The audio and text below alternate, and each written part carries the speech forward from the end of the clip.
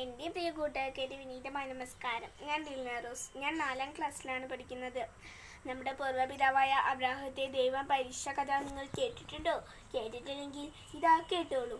ഒരിക്കൽ ദൈവം അബ്രാഹത്തെ പരീക്ഷിക്കാൻ തീരുമാനിച്ചു.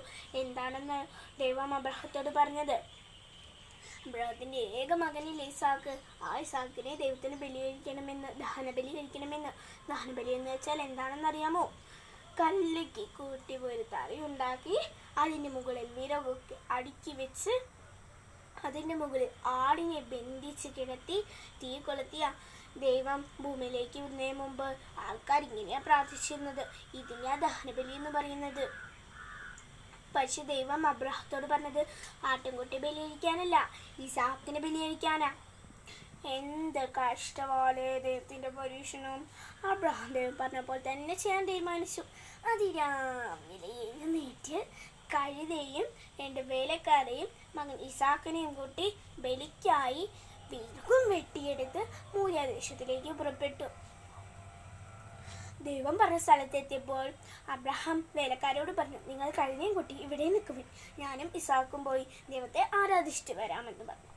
അവർ മുമ്പോട്ട് നടന്നു. കുറച്ചു ദൂരം കഴിഞ്ഞപ്പോൾ ഇസാക്ക് അബ്രാഹത്തെ വിളിച്ചു. അപ്പാ അപ്പാ. എന്താ മകനെ? അബ്രാഹാം വിളി കേട്ടു. ബലിക്കായി കത്തിയും വിറകുമുണ്ട്, എന്നാൽ ദഹനബലിക്കുള്ള കുഞ്ഞാടെവിടെ? കുഞ്ഞാടിനെ ദൈവം തന്നെ തരുമെന്ന് പറഞ്ഞു. അവർ മുമ്പോട്ട് നടന്നു. 3-ാം നാൾ അവിടെ എത്തിയപ്പോൾ അബ്രാഹാം ബലിക്കായി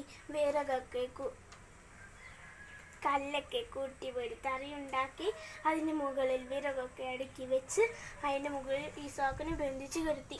പാവം ഇസാക്കിന് മനസ്സിലായി, ആട്ടുംകുട്ടിയല്ല ബലികഴിക്കാൻ പോകുന്നത്, എന്നെ തന്നെ ബലികഴിക്കാൻ പോകുന്നത് എന്ന്. പെട്ടെന്ന് ബലിക്കായി കത്തിയെടുത്തപ്പോൾ പെട്ടെന്ന് ദൈവത്തിന്റെ ദൂതൻ അബ്രാഹത്തെ വിളിച്ചു. Abraham Abraham.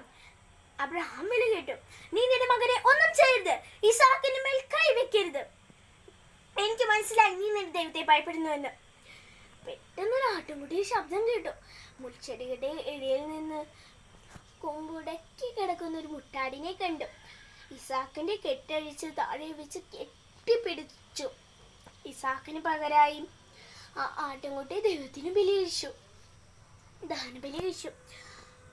അപ്പോൾ ഇതുപോലെ കൊച്ചു കൊച്ചു പരീക്ഷണങ്ങൾ നമ്മുടെ ജീവിതത്തിലും ഉണ്ടാവും. ആ പരീക്ഷണങ്ങളൊക്കെ നമ്മൾ അബ്രാഹത്തെ പോലെ ചെയ്താലേ നമ്മൾ ദൈവത്തിൻ്റെ മക്കളാവുകയുള്ളൂ.